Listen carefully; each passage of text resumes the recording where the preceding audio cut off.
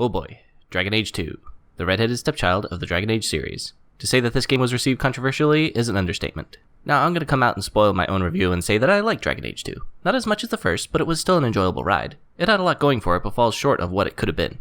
You are, fill in the first name, Hawke. You, Mom, and your siblings are on the run from the Darkspawn invasion in the first game. With no place to go, Mom suggests you head for Kirkwall, a city-state where she was once a noble. Dragon Age 2 follows the story of Hawke as he and his family tried to survive in their new home, resulting in his rise to becoming the champion of Kirkwall. A word of warning in case you want to pick this up. I had a few issues with my latest GTX 970s playing this game. Character models wouldn't load properly in the beginning of the game, and some effects just seemed off. My research shows this is not the game's fault, but Nvidia's fault for breaking backwards compatibility. Otherwise, mechanically this game is as sound as the original, and anyone who objects to this citing issues of graphical glitches and things, I gotta ask you, do you remember the issues with the previous game? Yeah, that one had plenty of graphical glitches too. My favorite was killing an enemy with a finishing animation while the enemy had moved to another location. Magic has been fixed in this game, and as a result you can take a variety of party configurations. You still need Anders, the healer mage in this game, as a reliable baseline. But in this case I felt you had a lot more flexibility to take character classes you wouldn't take on first glance. The downside to this is that combat is less strategic, as the AI of your party can handle themselves to the point where you only need to keep an eye on their health.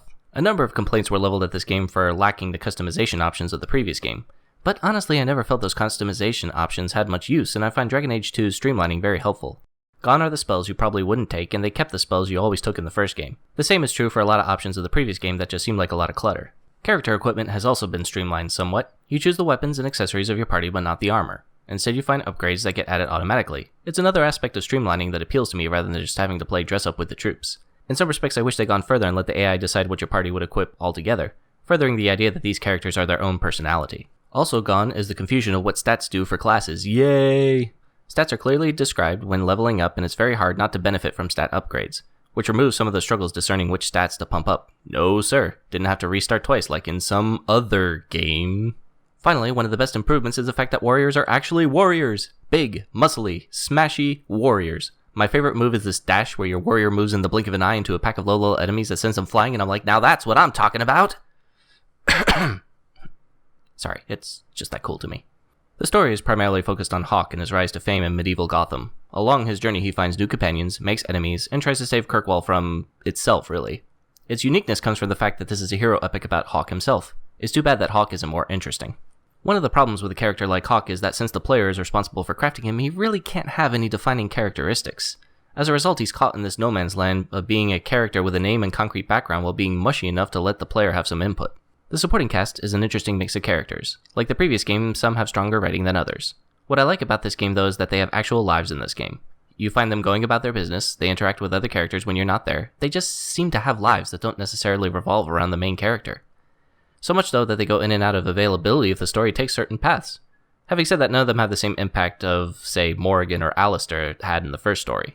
As far as Kirkwall goes, the Gotham comparison is fairly accurate. She's a city that's very rough and tumble with a seeming death wish. I got the impression that the story was supposed to be how Hawke tamed the city, and in doing so Hawke gains more access to new areas and comes to know the darkest corners of her. Instead, this really isn't well executed. Exploration is minimal, and that in and of itself is a big issue. Since you have access to most of the city and outlying areas at the beginning, and the maps are reused again and again, there is no real sense of exploration. You retread the same places to the point by the third act it just feels like a slog and you just want to get to the ending.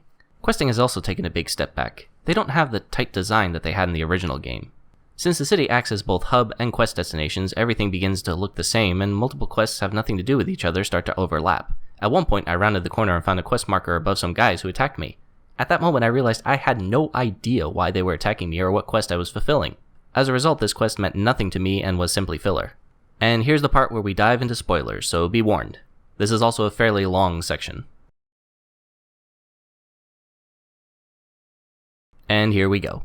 A lot of critics seem to have an issue with the story since, rather than some overarching threat, the story is focused on Hawke's life. But I happen to like the fact that BioWare tried to tell a hero epic.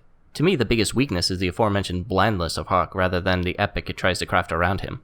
It tells the story of a man trying to live in a city that doesn't want him, and then try to save a city that is doomed. The epic is not so much saving the world, but Hawke and how he responds to what appears to be a losing cause. Especially the losses he experiences attempting to live in the city. Hawke's life is one of tragedy rather than heroism, a person whose life seems to have had it out for him from the beginning. If there is one major flaw in the story itself, it's the Mage-Templar dynamic that erupts into all-out war at the end. What was once a multi-layered conflict with great nuance and complications is reduced to evil authority oppresses oppressed minority. In fact, BioWare has pulled off something I hadn't seen before. It managed to stereotype its own social issue. It makes even less sense why Hawk should have a chance to join the Templars. Hawk's father was an apostate mage, i.e. wasn't part of the Chantry, and Hawk is either an apostate mage, or if you chose another class, your sister is also an apostate mage. Anders, the aforementioned healing mage, is a constant advocate of mage rights, and is an apostate mage. You'd have to have a frontal lobotomy to side with the Knight Commander Meredith, who is clearly warped by the point you have to make a decision. Another sad thing is that the Chantry itself fades into the background in this installment. Lacking in this game is a quest akin to the Ashes of Andraste quest that really put meat on the bones of the religion that supposedly dominates this corner of the world. Having said that, kudos to BioWare for having the Reverend Mother in the city be one of the voices of reason in this installment. She admonishes the two sides to reconcile and reminds them of their responsibilities toward the people in general, and the explosion of the Chantry killing her and the temple marked the final turning point for the city. It's nice to see that despite the problems of the Chantry, that the faith is the final barrier between the city and the abyss. Anders' destruction of the temple leads to the destruction of the mages he was trying to liberate, and without the moderation of the Chantry, the Templars go a-killin'. The story lets the following events illustrate the importance of the Chantry in this world and what its absence would mean. So in the end, Dragon Age 2 is alright, but short of what it could have been. If one simply focused on mechanics, the game is definitely a step back. But if we look at it from the story and how the characters are defined, the game has more to offer than the critics seem to think. Sadly, the poor reception of this game means that we might not see a story like this for a while, which is a real shame. That's all for now. Thank you, and I'll see you next time. Hey everyone, thanks for watching my video to the end.